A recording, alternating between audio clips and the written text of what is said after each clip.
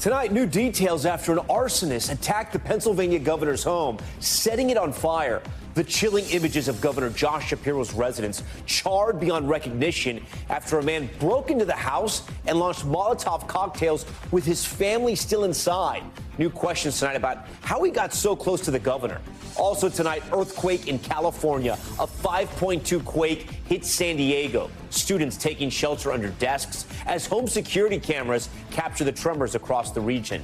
Trump's deportation battles. President Trump hosting the president of El Salvador to the White House. Why both leaders say they're not sending that Maryland man mistakenly taken to a mega prison back to the U.S.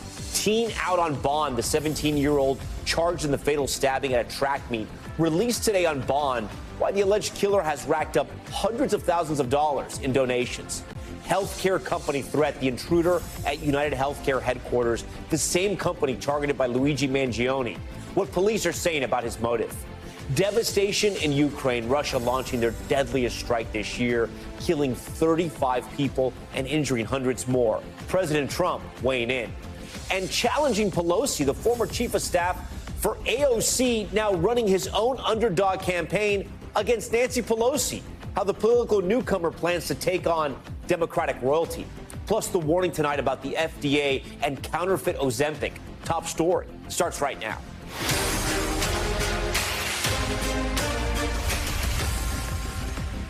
And good evening. Tonight, investigators are combing through the burnt remains of Governor Josh Shapiro's residence after an arsonist attacked his home early Sunday morning. Video showing just how widespread the damage is. Look at this. Rooms in the once beautiful mansion now burnt, melted, and destroyed.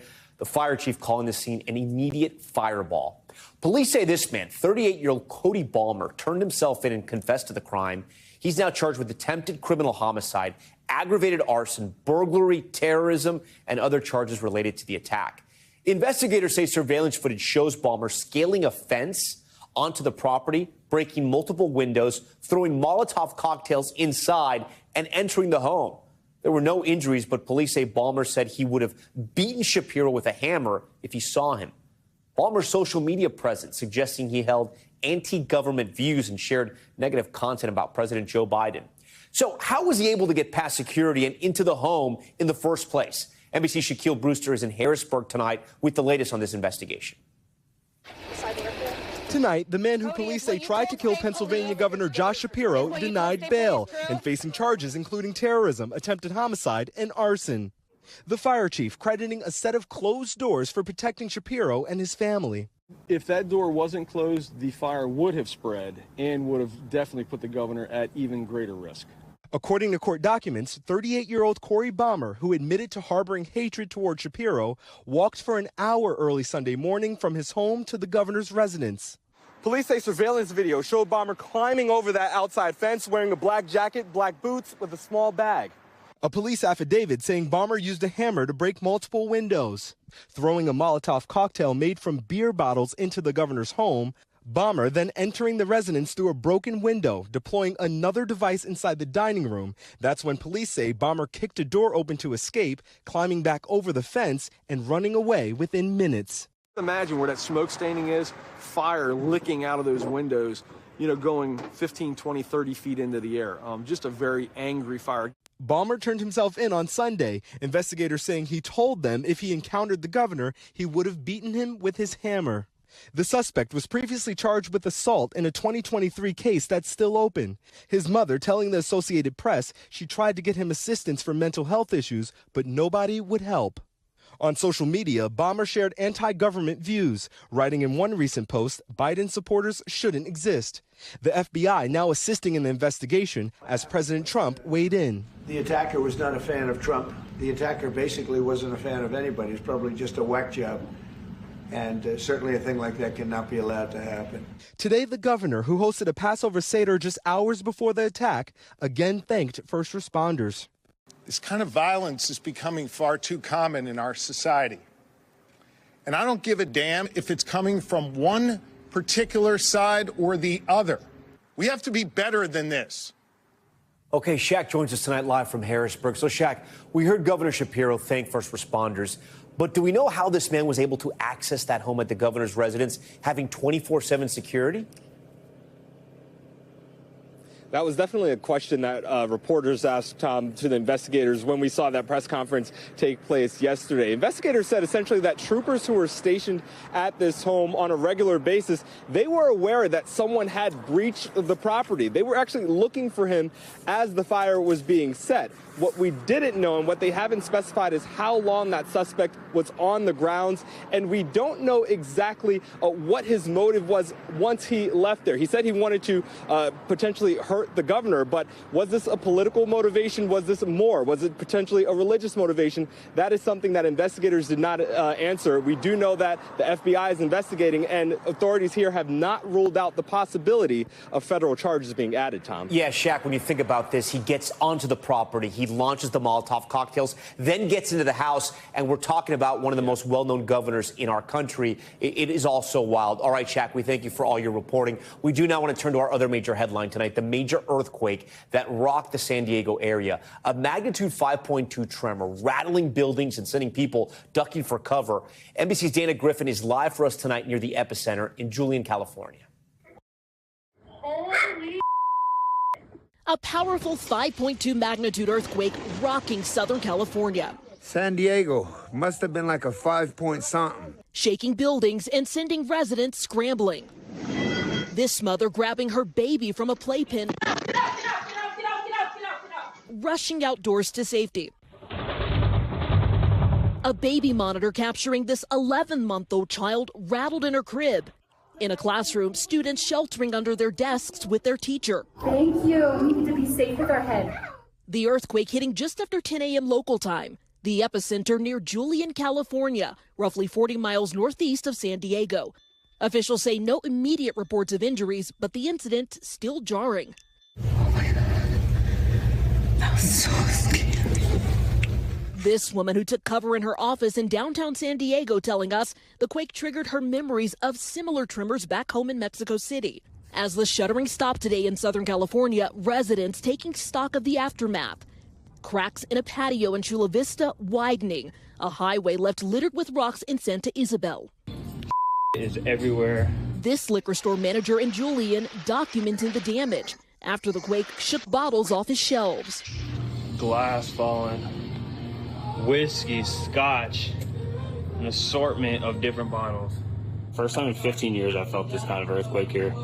So it was definitely one for the books. Governor Gavin Newsom posting on X saying he's been briefed on the quake. His team's now assessing if emergency response is needed. All right, Dana Griffin joins us now live tonight. Dana, any word? Have you felt anything, these aftershocks that sometimes happen right after earthquakes? Yeah, Tom, we haven't felt any additional aftershocks here, but according to the San Diego Union Tribune, there have been about 4 within 90 minutes of that 5.2 magnitude quake, and they ranged in size from 3.0 to 3.9, which is a good indication that the 5.2 magnitude quake was likely the main quake. And even Dr. Lucy Jones, who is the most prominent seismologist here in Southern California, said there was about a 5% chance of a much larger aftershock. So I think many people are going to be breathing a sigh of relief that hopefully that was the final quake. And even though 5.2, pretty rattling for a lot of people here in Julian. Tom? It is, no doubt. Dana Griffin, we thank you for that. We want to go to politics now, so we head to Washington. The Trump administration intensifying its battle over immigration. The president of El Salvador arriving at the White House today, rejecting calls to bring back a Maryland man mistakenly deported. It comes as the two countries join forces amid a growing deportation campaign. NBC's Gabe Gutierrez has more. Today, President Trump welcoming the leader of El Salvador, Nayib Bukele, to the Oval Office. We have millions of people that should not be in this country. President Bukele has taken in alleged gang members deported from the U.S. and posted videos of their arrivals at a notorious prison. Among them, Kilmar Abrego Garcia, a father of 3 with a work permit in Maryland. A Justice Department prosecutor had said he was deported due to an administrative error. Bukele now says he won't send Abrego Garcia back. How can I smuggle a terrorist into the United States? I don't have the power to return him to the United States. The White House now argues he was not mistakenly deported. He's an illegal alien from El Salvador. Where was he sent? To El Salvador. The Trump administration says Abrego Garcia is a member of MS-13, a violent gang the White House has designated as a foreign terrorist organization. His family denies it, and he's never been charged criminally in the U.S. or El Salvador. President Trump, bring Kilmar home now. Late last week, the Supreme Court ordered the Trump administration to facilitate his return to the U.S. That's the order. The order is bring him back. But the White House doesn't see it that way. It's interpreting facilitate to mean there's no need for the U.S. to initiate his return, only help if El Salvador decides to do so. This is international matters, foreign affairs. If they wanted to return him, we would facilitate it, meaning provide a plane. President Trump also says the Attorney General is looking into whether the law allows deporting U.S. citizens to El Salvador if they were violent. I don't know what the laws are. We always have to obey the laws, but we also have homegrown criminals. I'm all for it because we can do things with the president for less money and have great security. Meanwhile, another Columbia University student involved in anti-Israel campus protests has been arrested and detained, according to his lawyer. Mohsen Madawi is a lawful permanent resident, his attorney says, who was arrested at his naturalization interview in Vermont. Okay, Gabe Gutierrez joins us tonight live from the White House. Gabe, I do want to go back to Kilmar Abrego Garcia, the man from Maryland who's originally from El Salvador. Here is what Pam Bondi, the Attorney General, had to say. This is her full statement when asked by the president during that gaggle with the president of El Salvador. Let's listen in. First and foremost, he was illegally in our country. He had been illegally in our country. And in 2019, two courts, an immigration court and an appellate immigration court, ruled that he was a member of MS-13 and he was illegally in our country. Right now, it was additional paperwork had needed to be done. That's up to El Salvador if they want to return him. That's not up to us. So, Gabe, really, if we break it down for our viewers, there's two issues at play here. One, was this man deported? Was he deported by mistake? And two, as the Trump administration is claiming, was he a member of MS-13? Do we know the answers to both those questions yet? Well, the first question, Tom, was he deported by mistake? So far, the White House is now saying, today they started saying that no, he was not deported by mistake, that they meant to do this. But a Justice Department prosecutor had previously said in a court filing that it was an error. Well, that's one thing. That's the first question. The second question is, was he, it's an open question at this point to see what happens next, how this will play out in the coming days. This really is remarkable because today El Salvador's president said that he would not release Abrego Garcia into his country, but he also wouldn't send him back to the United States. And that means that he is stuck there having been convicted of no crime. And now the White House argues he was there in this country illegally. That alone should warrant his deportation.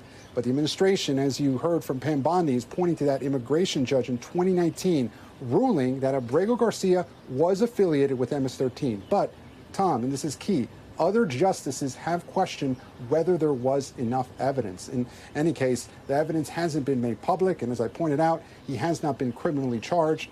The White House now arguing that the executive branch should be allowed to deport what it considers dangerous criminals. And by the way, Tom, late today, the Justice Department in a court filing claimed once again that the Department of Homeland Security doesn't have the authority to bring him back into the U.S. Gabe, and I guess what we learned today, the big headline, is that things look grim for this man, right? Because he's from El Salvador. He's now in an El Salvadorian prison, and the president there says he has no intention of letting him out anytime soon. Yeah, that's right. He's not coming back, according to the U.S. You just heard Stephen Miller and other top White House officials say that. He's not coming back here to the U.S. And, yes, Bukele today, the president of El Salvador, said in the Oval Office that he wouldn't release him into El Salvador. So right now he is in limbo inside that prison. And again, we should find out over the next couple of days what his attorneys will do in order to try and compel the administration to bring him back. But right now he remains in that prison.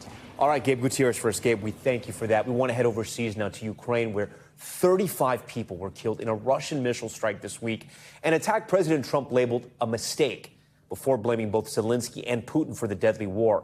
NBC's chief international correspondent Keir Simmons has the latest and what this all means for hopes of peace. The devastation from Russia's deadliest missile strikes this year. Captured on video. In the city of Sumy, rescue workers racing to pull people to safety after 2 Russian ballistic missiles tore into the city, killing 35 people and injuring 117 others, Ukraine says. Body bags lining the streets. This woman says she was in her apartment when the explosion wave threw her around, injuring her. The deadly assault coming just days after President Trump's Russia envoy, Steve Witkoff, spent more than 4 hours with President Putin in St. Petersburg, discussing what the Kremlin called a Ukraine settlement. President Trump saying overnight Russia's attack was a mistake. I think it was terrible, and I was told they made a mistake. Today, Trump blaming both sides for the ongoing war in Ukraine. That's a war that should have never been allowed to start, and Biden could have stopped it, and Zelensky could have stopped it, and Putin should have never started it. Everybody's to blame. Many other Trump officials condemning the killings. His Ukraine envoy saying it crosses any line of decency. Secretary of State Marco Rubio calling it horrifying. A video live stream of a church service being held in the city captured the moment the strikes hit. A local Ukrainian mayor saying a military award ceremony was planned in the region, calling that a pretense for 2 strikes on a civilian area, one following another. Ukrainian officials accusing Russia of using cluster munitions. Sumy is close to the Russian region of Kursk, where NBC News reported last month. The Russian military can appreciate being filmed, but believe me, there are a lot of troops there. Moscow may be preparing for a major offensive in the region, analysts warn, even as the Trump administration talks peace. President Zelensky saying what is missing right now is pressure on the aggressor, adding Russia is not afraid. But in an interview with 60 Minutes, recorded before the strikes, relitigating his clash with Vice President Vance in the Oval Office. I have been to... Accusing Vance of somehow justifying Putin's actions while inviting the president to visit Ukraine to see the impact of the war. Come, look, and then let's move with a plan how to finish the war. You will understand with whom you have a deal. And with that, Keir Simmons joins us now from Dubai. So, Keir, we just heard Vladimir Zelensky there, right, speaking to 60 Minutes. How far back do these strikes and what we just heard from President Trump as well about Vladimir Putin set back the peace talks? And we should remind our viewers, the president campaigned on saying he could end this war in Ukraine rather quickly. It's a lot tougher now that he's president. Well, it hasn't happened, Tom, and it may not do. They are talking with the Russians, but there is very little evidence that Moscow wants a ceasefire at this stage. It thinks, we've said this many times, haven't we, when we've spoken, Russia thinks that it is winning. It thinks it's making progress. If, frankly, you'd be cynical enough maybe to suggest that it may think that if it can drag out these talks, it can gain more in a deal later. So that's one question. The other thing is, we don't really know what's being said. President Trump's envoy sat for 4 hours with President Putin. Again, we don't know what happened in that meeting, so it's very difficult to tell how much progress really is being made. There's some progress on the diplomatic front, agreeing to have more diplomats, if you like. Beyond that, though, President Zelensky, as you heard in my report there, saying, frankly, Russia is not afraid, is not under pressure, and that therefore, and he said this many times, therefore, a peace deal seems unlikely. Keir Simmons for us tonight. Keir, we appreciate that. We're going to be back in a moment with the accused teen killer going home. The high school student charged with stabbing another teen at a track meet now getting out on bond, why his lawyer is saying it was all self-defense. Plus, healthcare headquarters threat, the massive police response. We'll show it to you. At United Healthcare, the same company targeted by Luigi Mangione, what police are revealing about the intruder on company grounds. And historic first, the all-female crew that made it to space and back today. New video of the moments they were weightless. Stay with us.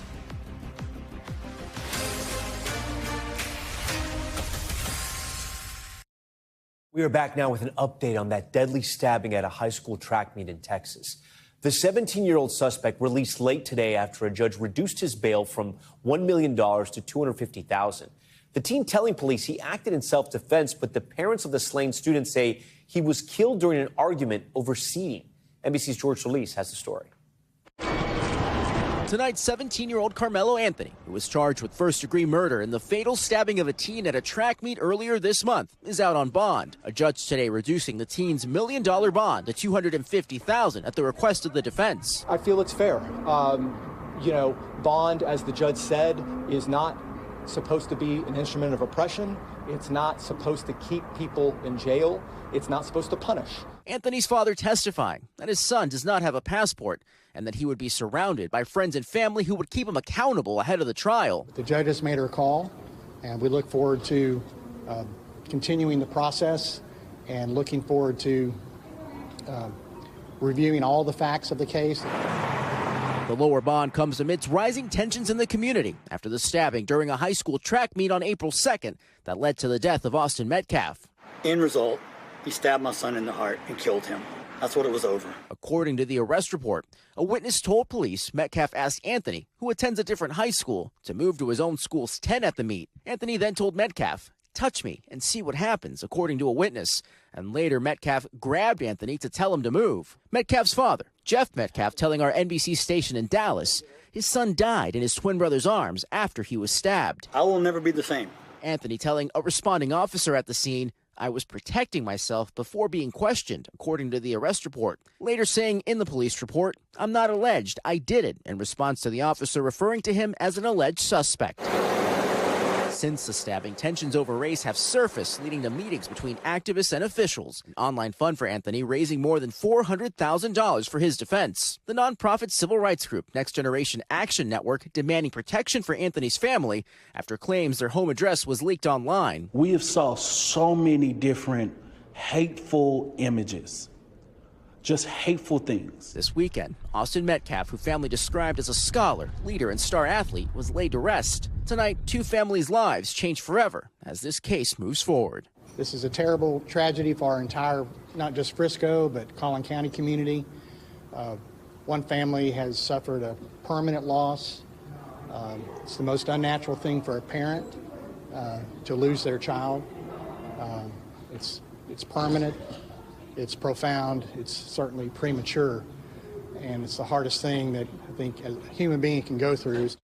So, George, what else do we know about the condition of this teen's release?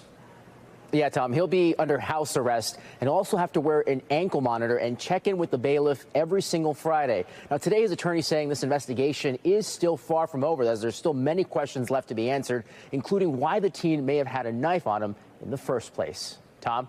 George Solis for us. George, thank you. We're going to stay in Texas but move to a different part of the state where history was made today. There in the Texas desert, a star-studded group of female astronauts briefly reached space in a Blue Origin capsule.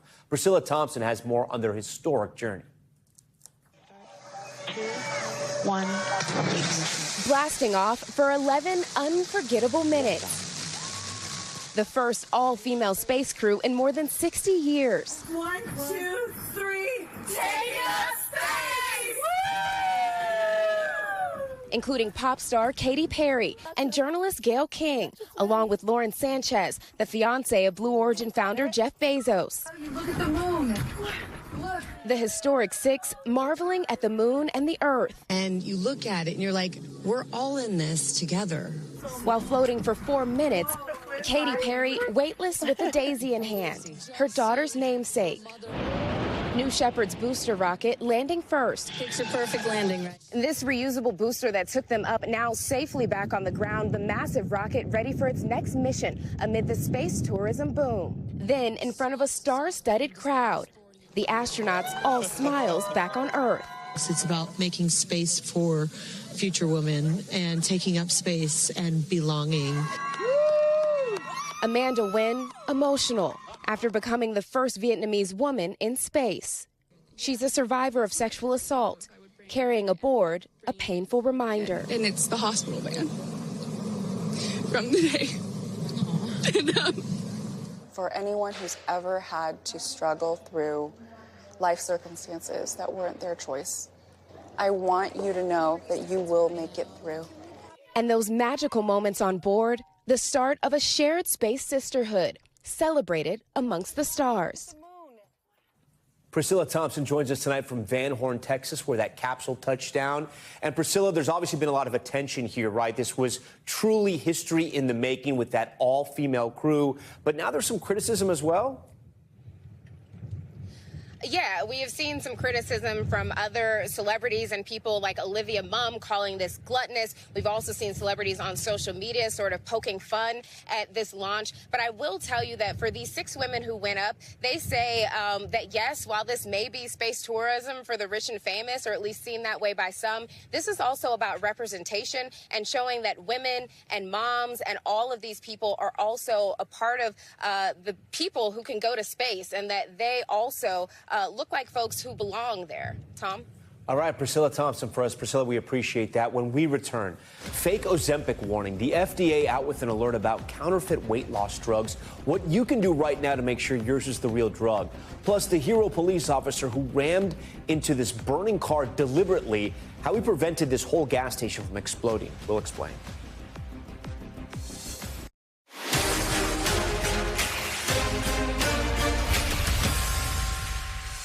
We are back now with a threat at United Healthcare's headquarters. Police apprehending a person at the health insurance company's campus in Minnesota more than 4 months after the company's CEO was gunned down in New York City. NBC's Rahima Ellis joins us now live. So, Rahima, what more do we know about the incident? Well, Tom, what I can tell you right now is that police are telling NBC News tonight that the man arrested is known to local law enforcement. The information is just coming in, but here's what we know so far. Police say the man was apprehended on the United Healthcare campus in Hopkins, Minnesota. They say he was booked on suspicion of threats.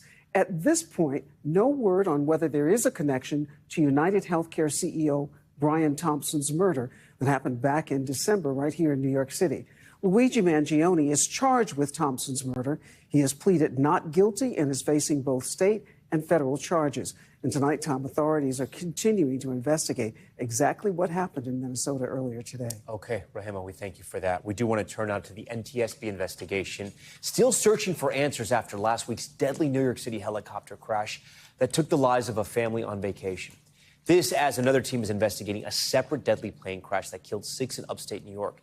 Aaron McLaughlin has more. Tonight on New York's Hudson River, divers scour the riverbed for the helicopter's rotor, which separated from the chopper during the crash. A critical clue as to why the 21-year-old tourist helicopter went down, seemingly without warning, killing everyone on board, including the pilot and a family of 5 here on a birthday trip from Spain.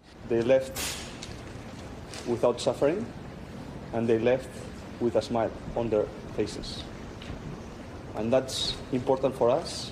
Late Sunday, the FAA announced the company involved New York Helicopter Tours shut down their operations. Their license and safety record under review, the FAA says.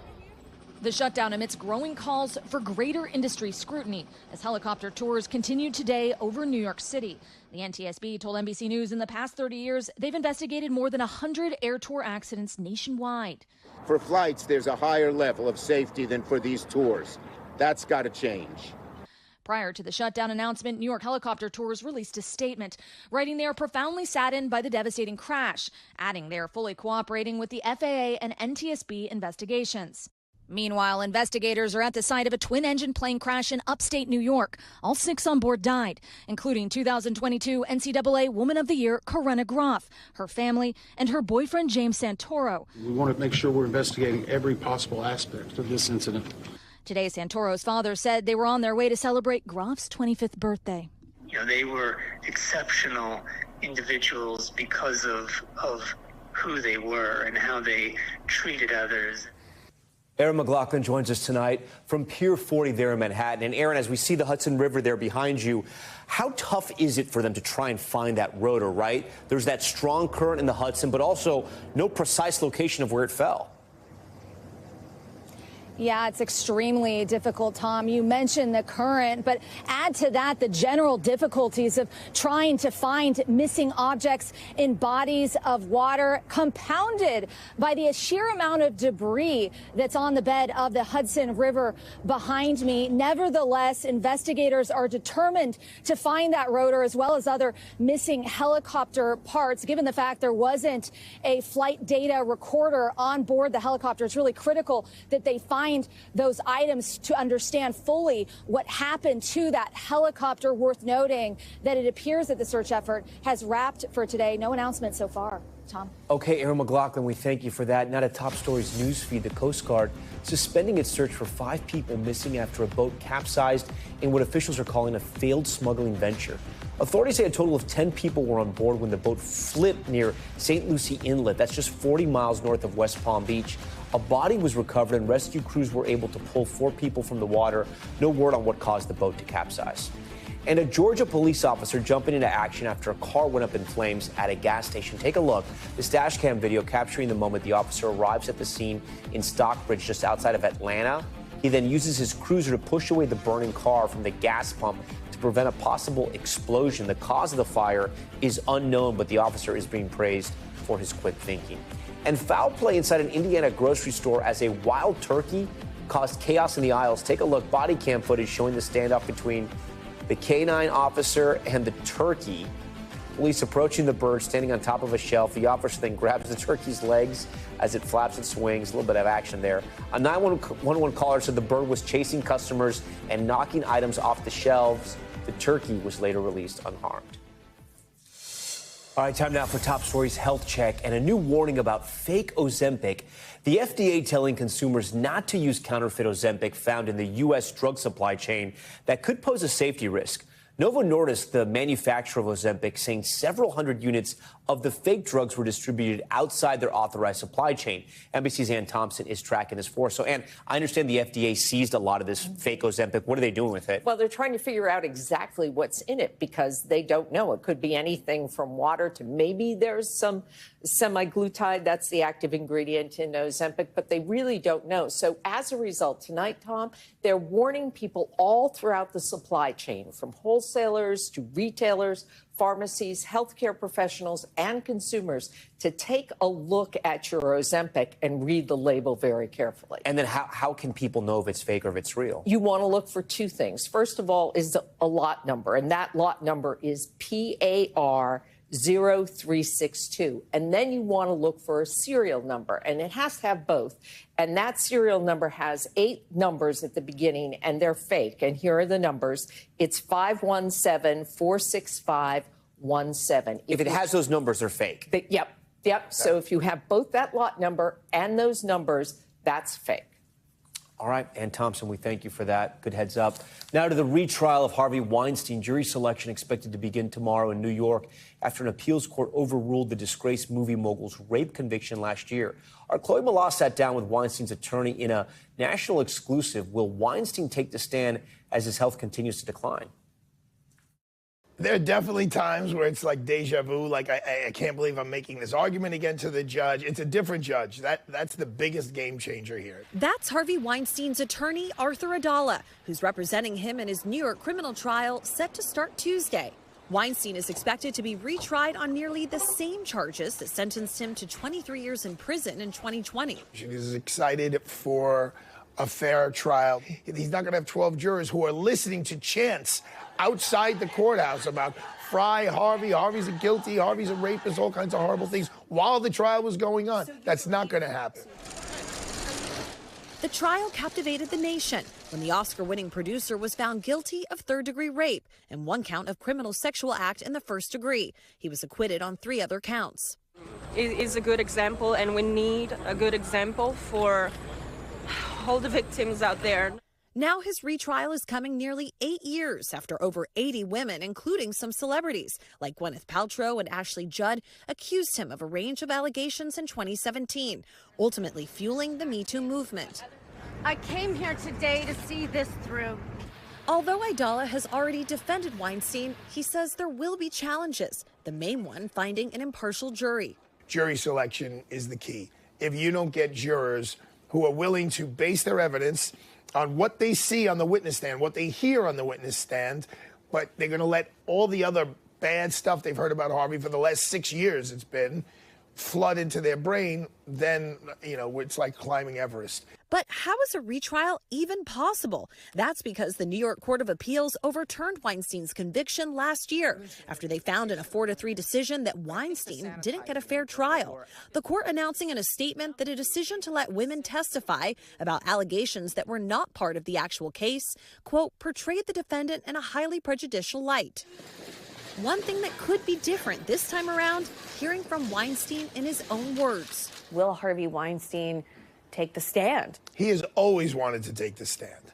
And it's kind of defense attorney 101 that you try to do everything you can not to make that happen.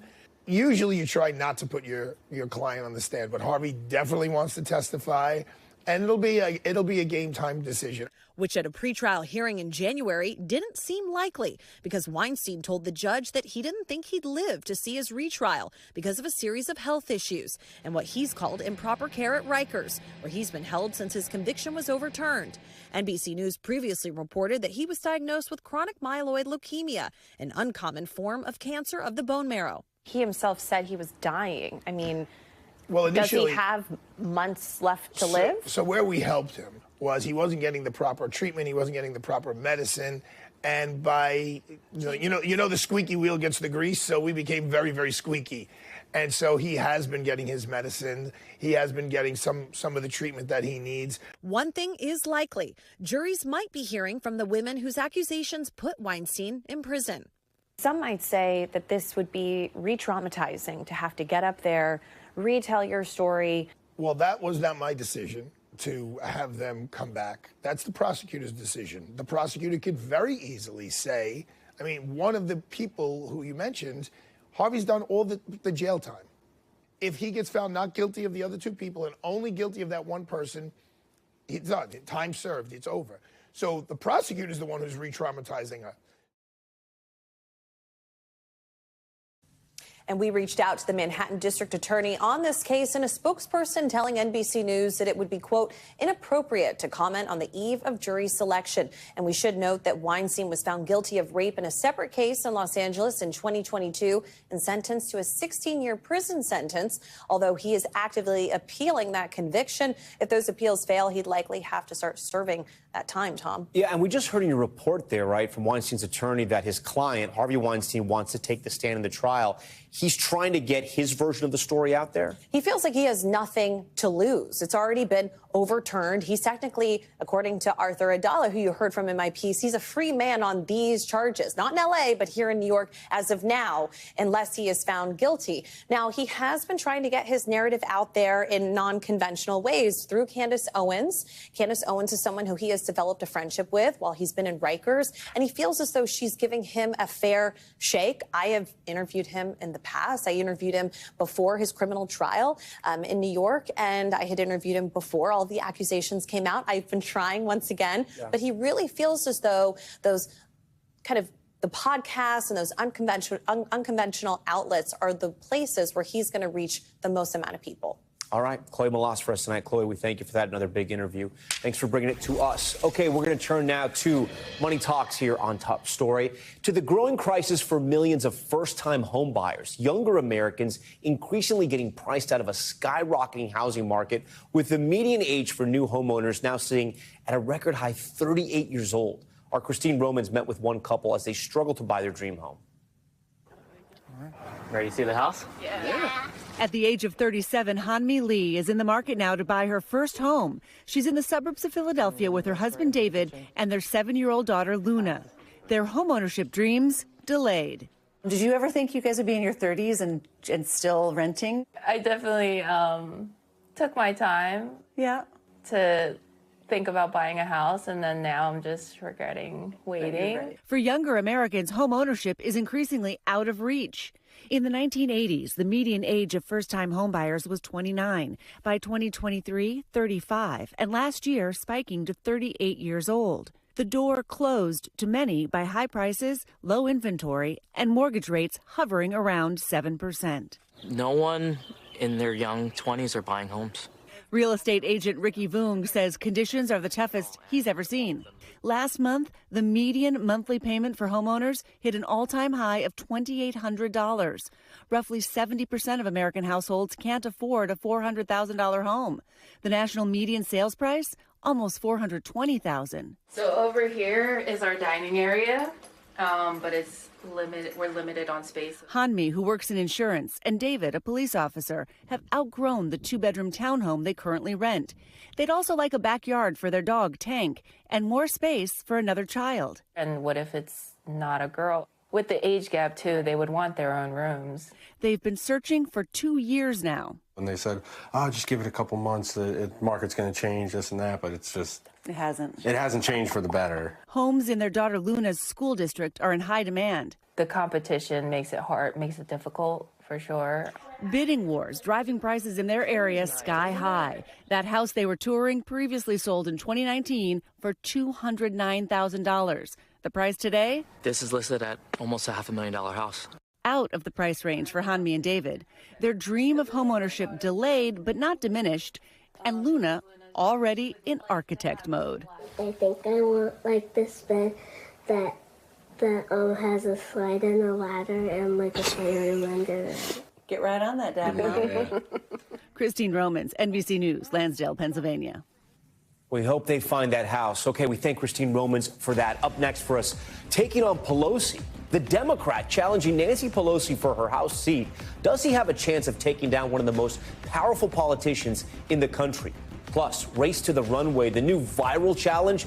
Have you heard about this? Would you give yourself only 15 minutes to arrive at the airport and make it to your gate before boarding on purpose?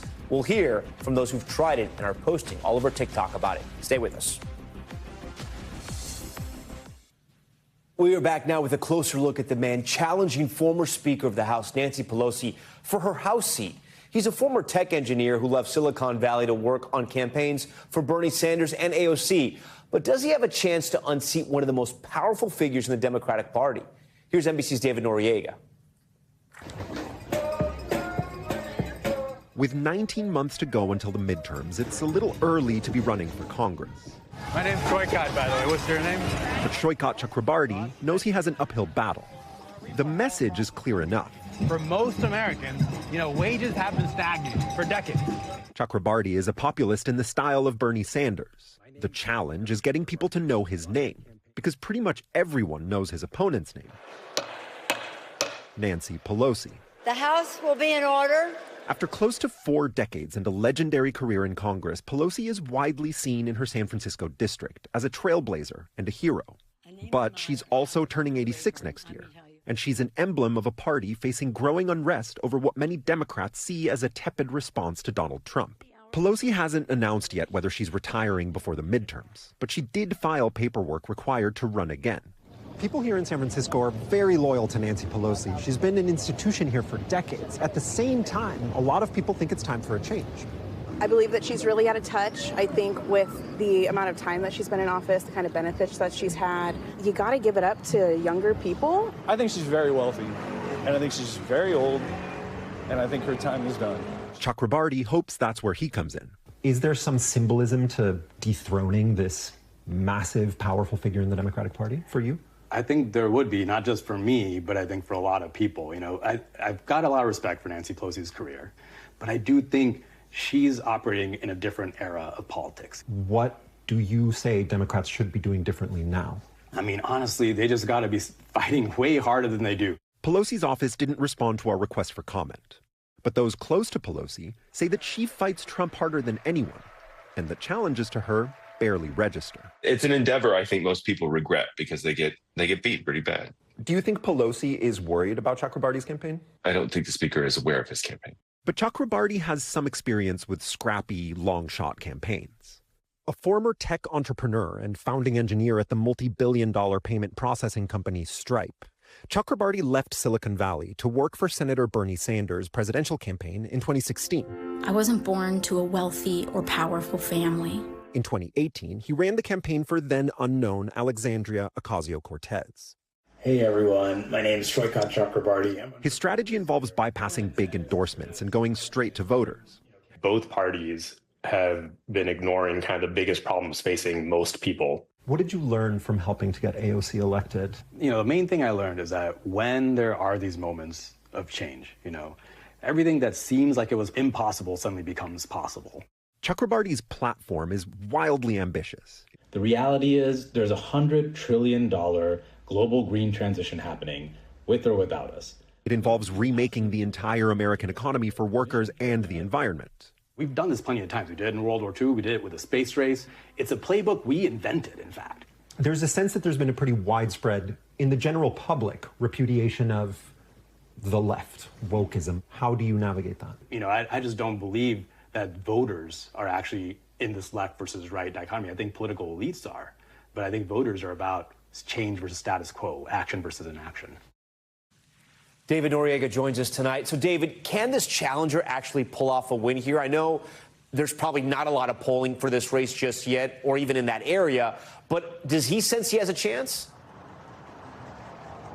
So, look, Tom, the primary here in California isn't until June of 2026, so there's quite some time until this election kicks off, and it's a top two primary system, so Chakrabarty just needs to get second place to proceed to the general. It is too early for polling, but what we do know is that Pelosi has consistently won her seat by roughly 80% margin, so it would be a tremendous upset. It's a quixotic campaign for sure. Chakrabarty is counting on the fact that the climate has changed enough and will continue to change enough between now and next June for him to pull off that upset. Tom? 80% margins. Yeah, it's going to be hard. Okay, David, we thank you for that report. When we return, the ultimate stress test. Would you show up to an airport just 15 minutes before your flight is supposed to board on purpose?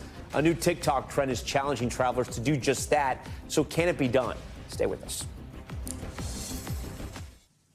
Finally tonight, getting through an airport and making it to your gate on time is stressful enough. But now there's a new TikTok challenge that ramps up the pressure. Imagine this, giving yourself only 15 minutes from the moment you step into an airport to then make it from check-in through security all the way to your gate. It's called Airport Theory, and TikTokers are putting it to the test. Look at me stressed already. This is the beginning. No one's behind me yet. I have 20 minutes until I board, and I'm on the shuttle to the airport still, and I'm not the first few terminals, so wish me luck. Stress. But some finding it can be done. Okay, so it's 12:18. It took me 9 minutes to do everything and check my bag. I actually got water and some snacks, and I see my gate right now. So we made it. We have officially made it to the gate, just under 15 minutes. So longer than like one of the airports I've done in this series, but still, that's a huge win for Airport Theory. Let's be honest, right? Let's go. All right, remember that guy in that face, but others failing the challenge. Everybody moved on. Help, I'm still at the restaurant, still sitting in a corner I haunt, cross-legged in the dim light, they say. So how easily can it be done? I want to bring in content creator Michael DiCostanzo, who has tried this multiple times and hasn't missed a flight yet. Michael, so great to have you on Top Story. So does Airport Theory work? Airport Theory does work, but I think there is a little misconception about what Airport Theory actually is. Yeah, go for it. Explain it to our audience. Like, literally, probably no one watching this knows this, except if you're, like, on TikTok and you're one of your followers. Yeah, absolutely. So a few months ago, I made a video about something that I call Airport Theory, which is essentially that you can breeze through the airport a lot quicker than you probably expect to. You know, a lot of people usually think that the airport, you know, TSA security takes, you know, an hour, and you know, maybe you have a really long line to check your bag or a long line to, you know, get to your gate. But I think that, you know, just from past experiences in airports, that you can actually get there a lot quicker than you would normally think. Now, this doesn't mean that you should get to the airport, you know, any closer to your flight than you normally would. I'm a big advocate, actually, myself, for getting to the airport at least an hour and a half before your flight even boards. I just think that, you know, in those rare cases where you do happen to misplace something, you have to go back home to grab it, and you're going to be late to the airport, maybe not stress as much as you probably think you should, because a lot of the times, you know, TSA is not as bad as you think. Are other people doing this? I mean, how viral is this trend right now? You know, when I posted that first video, I didn't intend for, you know, people to take it the way that they did. I think a lot of people saw that video and were like, okay, we're going to test the Airport Theory and get to the airport 20 minutes before my flight boards. And I'm like, no, like red flag, that's not at all what you're supposed to do. But yeah, it's been pretty crazy. There's been, hundreds of millions of views compiled across all the airport theory videos. Why do you think people like to do this? Is it more of just, I read some articles that people say it's sort of like people maybe think it's like a private jet experience where you don't have to really rush to the airport? Or do you think it's the thrill of trying to get there in 15 minutes? I think it is that thrill. Yeah, a lot of people think that, if there's some hot new challenge that's going around on the internet that seems like it shouldn't be able to be a thing, maybe a life hack. Life hacks are super big, that they should try it out for themselves, make a video and advertise and encourage people to do it themselves. Now, again, I made the video getting there 2 hours early, but I think people took that a certain way that maybe I was only allowing myself 15 minutes. No, and I appreciate that you're kind of clearing that up, right? Because I'm sure the TSA and airports in general don't want everyone rushing with just 15 minutes to board their flight. But if you do give yourself an hour and a half, 2 hours, and you want to try airport theory, give our viewers some tips that have worked for you. Now, something that I think is really important, and I do really, focus on being meticulous with talking about this in the videos, is that TSA PreCheck is a really, really worthwhile investment if you're somebody that travels multiple times a year. It's a lot less expensive than I think people normally think it is. It's only, $85 for a 5-year period. And if you're traveling, 3-4 times a year, I think that's really worth it. And the TSA PreCheck line, I would say from experience, takes a third, maybe even a quarter of the time that the regular line at the airport takes. So if you do want to test out the airport theory that I think, again, is skewed a little bit the wrong way, definitely make sure to have TSA PreCheck. Michael, you got to be kidding me. All this time, all this focus, and it's TSA PreCheck. Give us something else, man. Give us one more tip we didn't know. Okay, well, again, my tip is get to the airport 3 hours early. But if you are going to do this, which, again, is not ever what I, have told anybody online, I would say don't panic. Stay calm. It's never going to, there's not really like a cheat you can do in the airport. Obviously, you don't want to ruffle any feathers with anybody there. So just, don't panic and don't pull any moves you think are too crazy. You're going to get there fine, regardless. Michael, again, midday. Michael DeCostanzo, we thank you for joining Top Story. Appreciate you for being such a responsible traveler. We love that out there. Thank you so much, Tom. I appreciate it. Yeah, I'm Tom Llamas in New York. We thank you for watching Top Story tonight. Stay right there. More news on the way. Thanks for watching. Stay updated about breaking news and top stories on the NBC News app or follow us on social media.